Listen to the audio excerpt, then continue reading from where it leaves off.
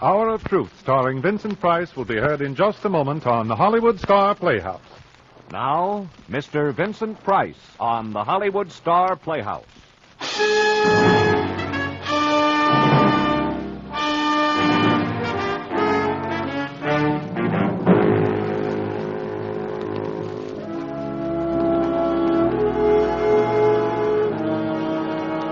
Hollywood Star Playhouse.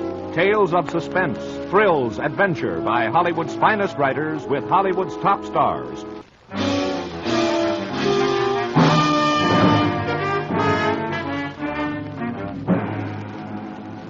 Good evening, ladies and gentlemen.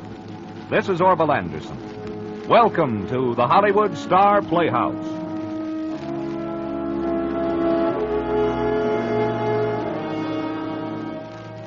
Charging toward him is a 1,000-pound black fighting bull. Intelligence, the instinct of self-preservation, cry out to him to run for life.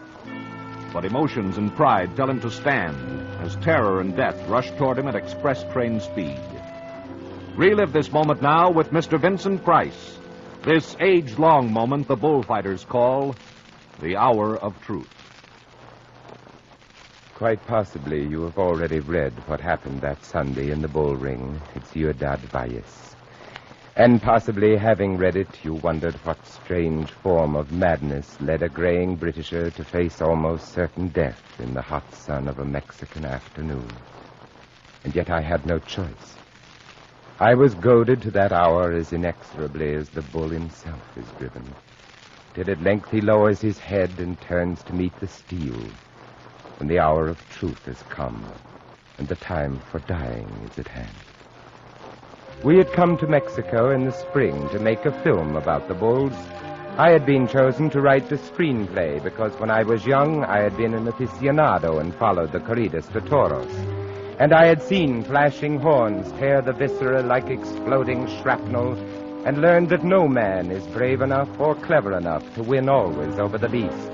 That even the most skillful will someday be tossed in the air like chaff and fall limply to the blood-soaked sand.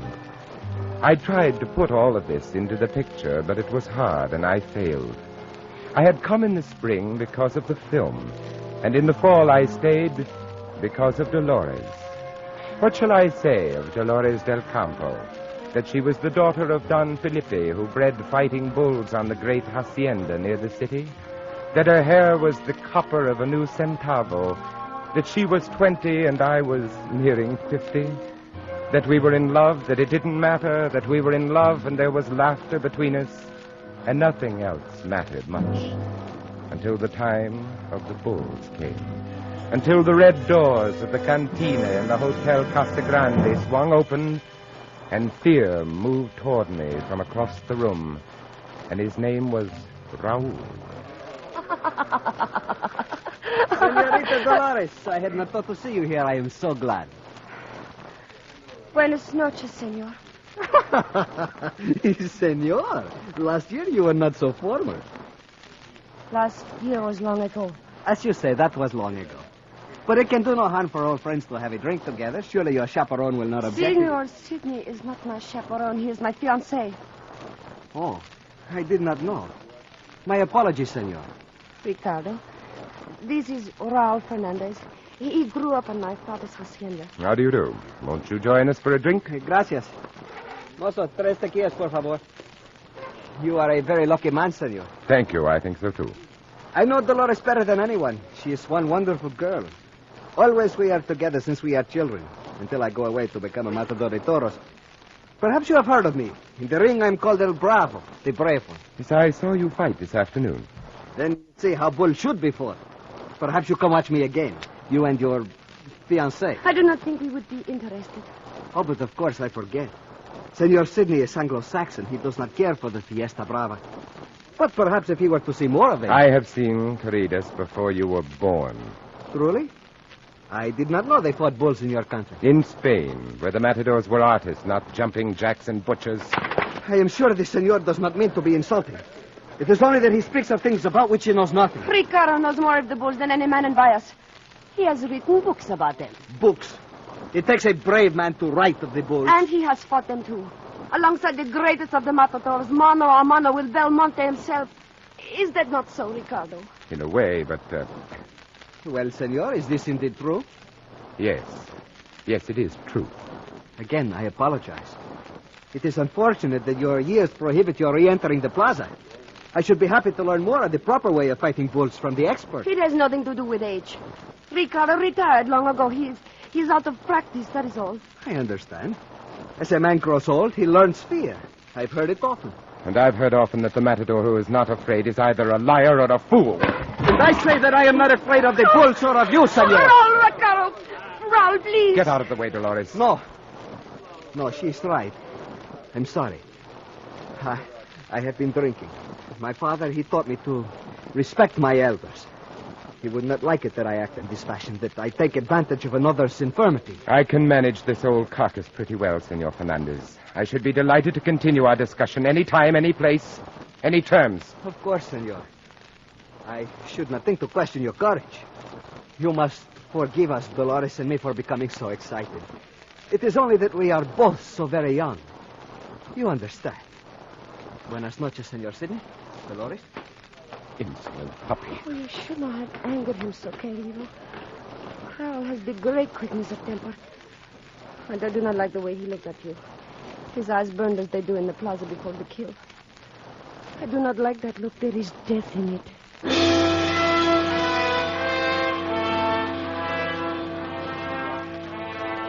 I shrugged and reached for my drink, but my hands were shaking, so I set it down again. Dolores smiled then and put her hand on mine to steady it. Beside her smooth fingers, the back of my hand appeared dried and wrinkled like the skin of an overripe melon. And I felt sick inside with the one disease for which there is no cure.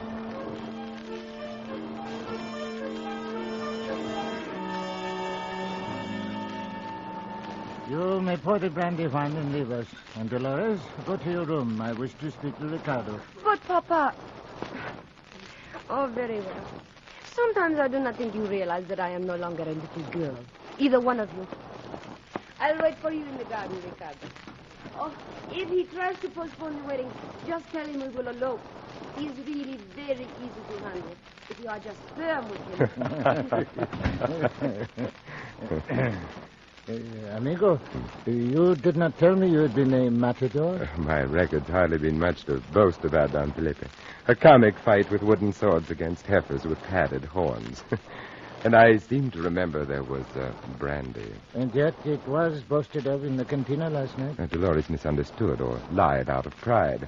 How could I explain to two angry children a joke that happened before they were born? And they would not have laughed. No. But perhaps you should have told them, amigo. It might have avoided this. Don Sebastian Zapata, proprietor of the Plaza de Toros, is honored to invite the famed British matador, Senor Ricardo Sidney, to make his triumphal return to the corridas on Sunday next.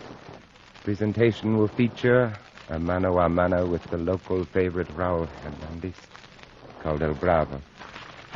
This is absurd. Your position is very awkward, amigo. To say the least. If I refuse, I'm put down as an old man or a coward.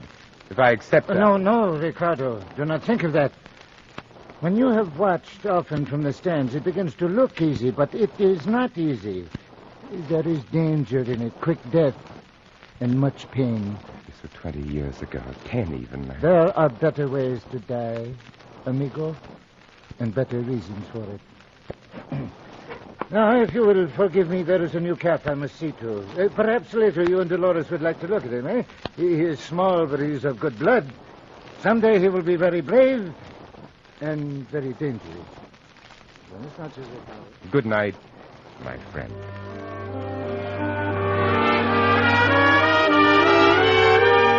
When he had gone, I sat down at the table and began to compose my refusal to Senor Zapata. Then the bright splash of a matador's cape that hung against the wall caught my eye. I took it down and held it in my hands. The dryness of the air had filled the smooth silk with electricity, and a shock tingled through my fingers. I shook it once, and then ran a series of Medea Veronicas, ending in a rebolera. They weren't bad, not good, but not bad.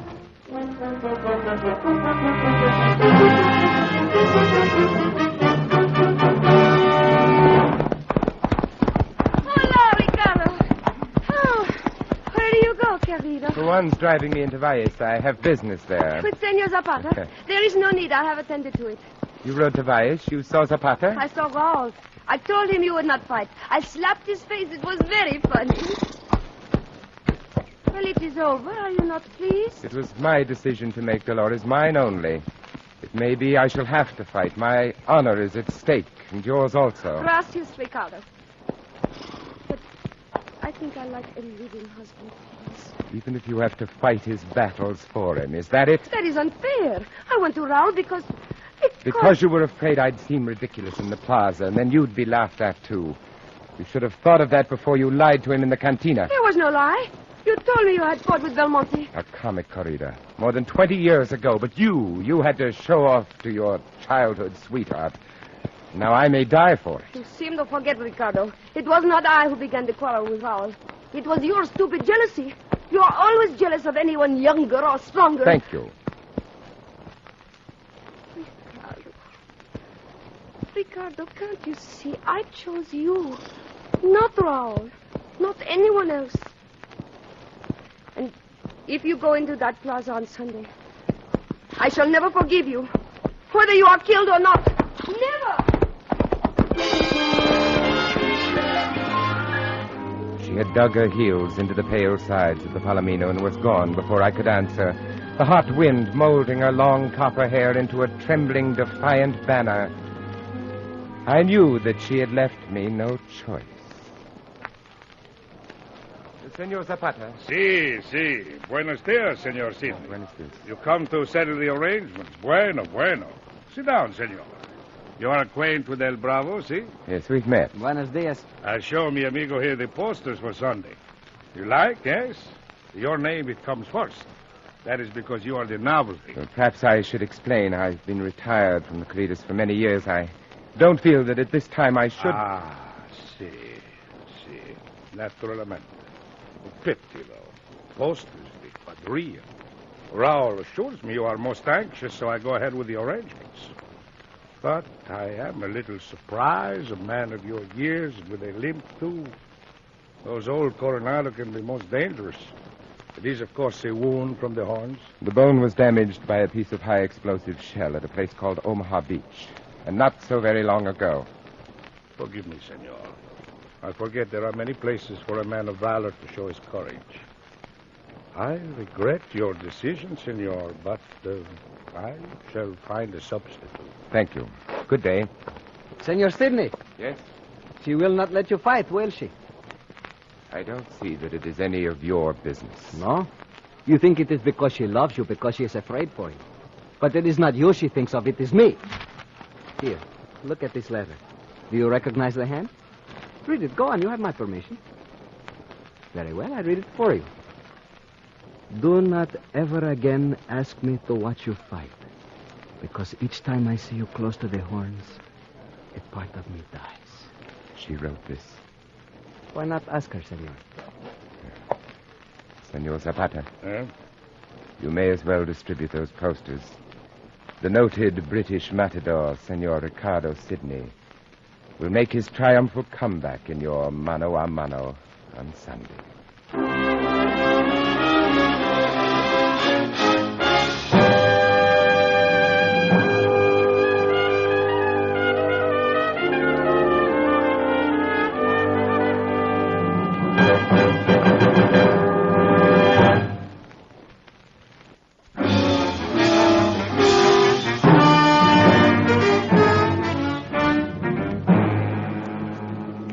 Now, Act Two of Hour of Truth, starring Mr. Vincent Price.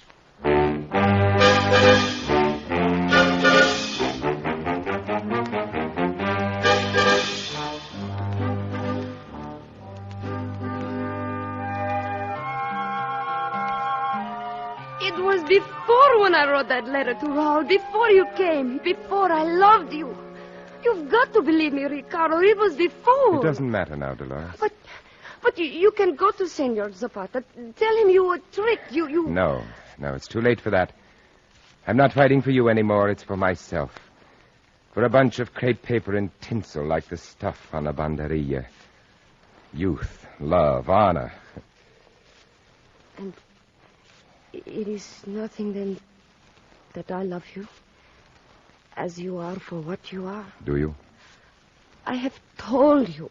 And I didn't hear you. I see. Of course, Dolores, you mean something. You're a symbol, a trophy for the victor to whom the spoils belong. A trophy, like the ear of the bull, to signify the triumph of man over the brute. Very well, Ricardo. If this is your choice... I have no choice. Even if it means your death? Even then.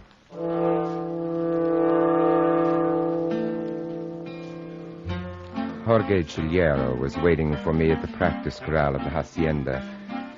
The grizzled bandoliero who had fought in every major plaza in the Americans knew me instantly for a fake, the grossest kind of amateur.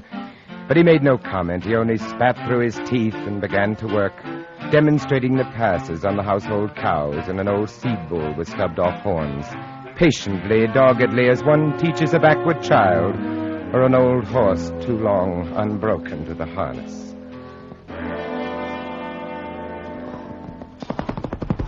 Keep the rag low, hombre. Make him watch it, or he looks for you with the horns. Another Veronica, hombre. Swing him back in his own length. Keep the feet together. This is not a dance, hombre. This is serious business. Closer, hombre. Closer, over the horns. You cannot kill if you're not willing to die.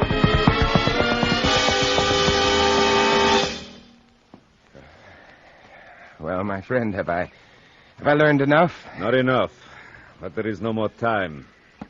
Tomorrow in the plaza, do little with the cape, and do not try for adornments, or to place the bandolieros yourself. You know something of the muleta. Have some grace with it. You should get by. Thanks, amigo. And the kill, will I get by there, too? Well, there is always luck in that, hombre. The fatal spot is small. The sword may strike bone or bend double in the muscle. The spot is small. The risk, certain. But if I draw easy bulls tonight, I should be all right. Si, hombre. If you draw easy bulls. It was dark in the pens underneath the bull ring. The single electric bulb threw the shadows of the 4 bulls grotesquely large against the whitewashed walls. 3 of them stood quietly enough. But the 4th, a gigantic brute, appropriately named Angelo Negro, rushed from side to side, butting his head against the planking, causing the whole structure to shake. Senors, the bulls are in the hat. Mano a mano, 2 matadors, 2 bulls each. I shake the hat, so, and you choose, Senor Sidney. Number 62, Umberto. And number 45, Angelo Negro. Bueno, bueno. He is mucho toro, senor, that black angel. Mucho toro.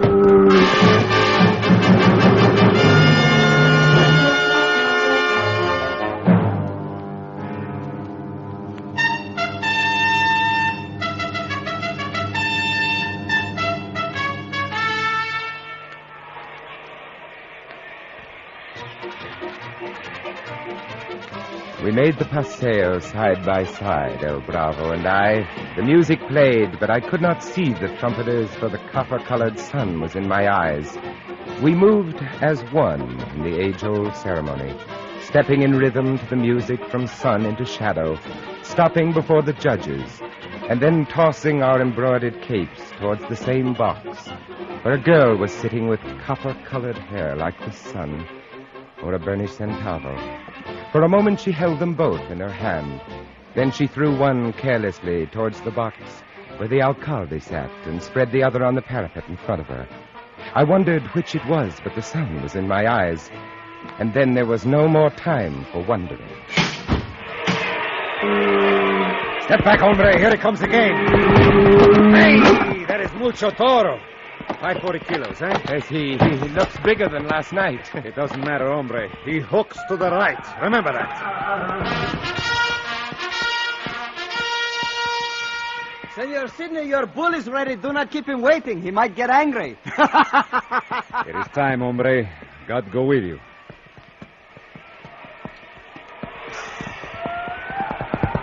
Hey, Toto! Hey, Toto! Toto! Charge, you brute! Hey, Toto! He came at me like a Sherman tank at full speed. I managed to work my frozen muscles into a semblance of a Veronica and lured him off. He came back without my asking. I tried 2 more Veronicas and a farol. I didn't do them well, and I slipped as I pivoted. The bull wheeled short and came for me again. The cape of the bandilleros turned him off. I wasn't working close enough to the horns, and I knew it, and the crowd knew it, too. A couple of pillows were thrown into the ring, kicking dust into my face. It didn't matter. The instinct of self-preservation was too strong. I couldn't get close to those flashing horns. I couldn't. I signaled for the picadors to begin, and the crowd hooted. The horse, hombre, the horse. The pig slipped. Toto! Toto! Here! Toto! Toto! He followed my lead, charging short and turning. I passed him in a series of linked Veronicas. I could feel his hot, fetid breath on my face as I wound him round me, drawing him past with the cape and winding him back like the skirt of a dancer's pirouette.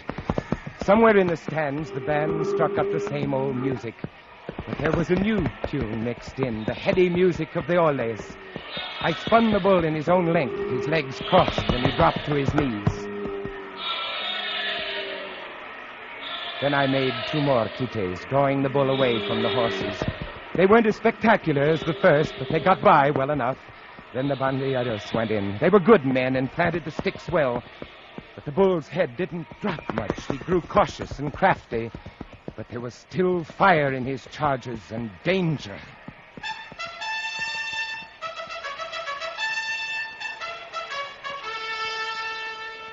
All right, hombre. The sticks are planted. The rest is between you and the bull. I picked up the muleta and the sword and walked toward the judge's box. I received the permission to kill and took off my hat to dedicate the bull. I thought of throwing it to Dolores, but I'd said I wasn't fighting for her, so I carelessly dropped it on the sand. Then I turned, and Angelo Negro was in the middle of the ring waiting for me. We were alone, the 2 of us, a fighting bull and an old man with a limp. The tercio of the death had begun. The hour of truth was at hand. The great bull charged almost before I was ready, but he followed the moving corner of the muleta. My confidence began to grow. I ran a set of linked naturals, finishing off with a cambiado de pecho. It went well enough till I tried bringing him across my chest again. The wind caught the near end of the surge, and he hooked too close. I felt the braid tear across my chest, and the blood from his shoulder smeared my arm. And I knew that I was finished. I couldn't take any more. I'd given all I had, and it wasn't enough. He wasn't ready for the kill, but I had to try it. He stood motionless, waiting. I profiled true and leaned in toward him. But his head came up, and the sword flew skyward. The horn tore my hip in a searing flash of pain. I stumbled towards the barrera while the crowd hooted. The wound was only a scratch. I could have stayed in the ring, but I was old and tired and finished. Do not worry, Senor Sidney. I kill him for you. It is very simple. I demonstrate. Observe, Senor. Raul, wait. It's dangerous. He isn't ready. I never even got the sword into the muscle. The bull met him halfway and tossed him skyward off horns dipped in his blood. They tell me that I shouted, that the bull was mine, that I raced into the ring with only the sword in hand. They say I charged bull-like at the black monster, bellowing in answer to his bellow, turning him away from the fallen man. I remember none of that.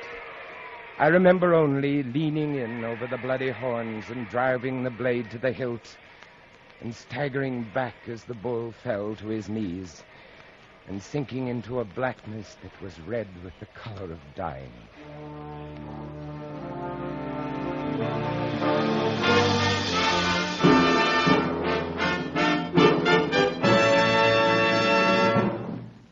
came to in the infirmary under the bull ring. The doctors were sewing up Raul Fernandez, El Bravo. There was another figure beside the surgical table. Her face was pressed close to Raul, so I couldn't see it. But I could hear her sobs from under the mass of burnished copper hair that fell over the pillow of the unconscious matador. On the table beside me were 2 ears and a tail. Trophies of triumph.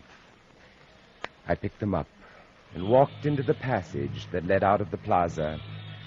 I felt fine as I walked out into the sunlight, and I kept on walking all the way to the airport.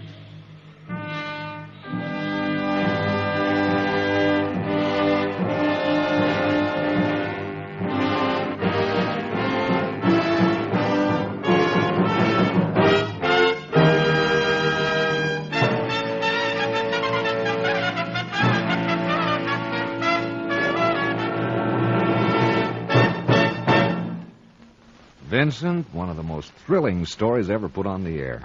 A thrilling performance, too. Thanks, Orville. And don't forget the rest of the cast. Joan Banks, Harry Bartell, Alan Reed, Gerald Moore, and Bob Griffin. Thanks, everybody. Thanks again, Vincent.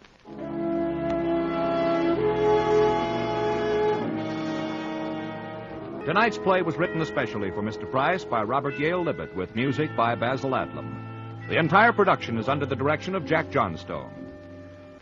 On tonight's program, all characters and incidents were fictitious. Any similarity to actual characters or incidents is purely coincidental.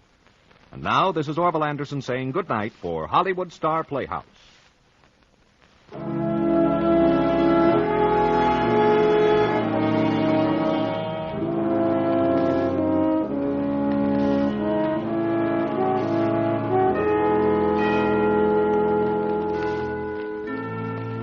This program has come to you from Hollywood.